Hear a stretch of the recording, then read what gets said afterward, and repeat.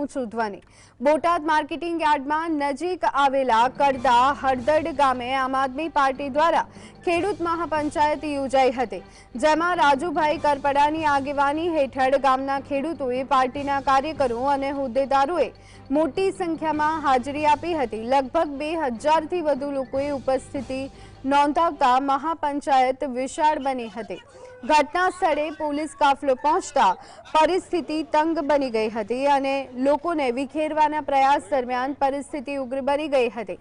પથ્થરમારો ચલાવતા પોલીસની ગાડીના કાચ તૂટ્યા હતા, જેને પગલે પોલીસે લાઠીચાર્જ અને ટીયર ગેસના સેલ છોડી સ્થિતિ નિયંત્રણમાં લેવાનો પ્રયત્ન કર્યો હતો।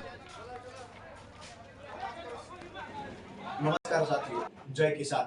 હું આપનો રાજુ કરપડા।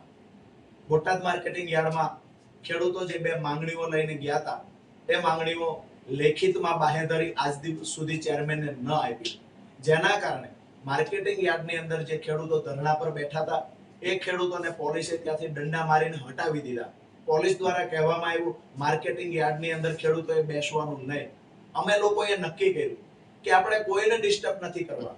આપણે માર્કેટિંગ યાર્ડથી બોટાદથી 5 કિલોમીટરની દૂરી પર આવેલ હળદડ ગામની અંદર ખેડૂત મહાપંચાયત કરીએ, શાંતિથી આપણી વાત મૂકીએ, પ્રશાસનને અપીલ કરીએ। પરંતુ આજે સવારથી અનેક ખેડૂતોને પોલીસ દ્વારા લાઠીઓ મારવામાં આવી, ખેડૂતોને હળદડ આવતા રોકવામાં આવ્યા, ખેડૂતોને ઉશ્કેરવાના પણ પ્રયત્નો થયા। દુઃખની વાત એ છે કે શાંતિથી હળદડ ગામની અંદર જ્યારે ખેડૂતો બેઠા હતા, ત્યારે અચાનક જ મોઢે રૂમાલ બાંધી સિવિલ ડ્રેસમાં અમુક લોકો આવે છે, ટોળાની અંદર આવે છે। એ જ સમયે પાછળ પોલીસની વાન આવે છે।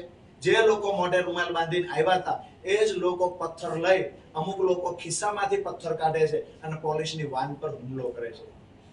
ખરેખર વાત આખી એ છે કે અમે શાંતિનો સંદેશ લઈને નીકળ્યા હતા, તેમ છતાંય ક્યાંક ને ક્યાંક આયોજનપૂર્વકનું ષડયંત્ર કરી અને ખેડૂતનો અવાજ કાયમી ધોરણે દબાવવા માટે આ એક આયોજનપૂર્વક સાજિશ થઈ છે।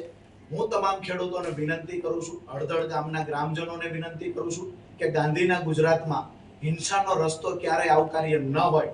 પોલીસ દ્વારા ઉશ્કેરવામાં આવ્યા, પોલીસ દ્વારા પથ્થર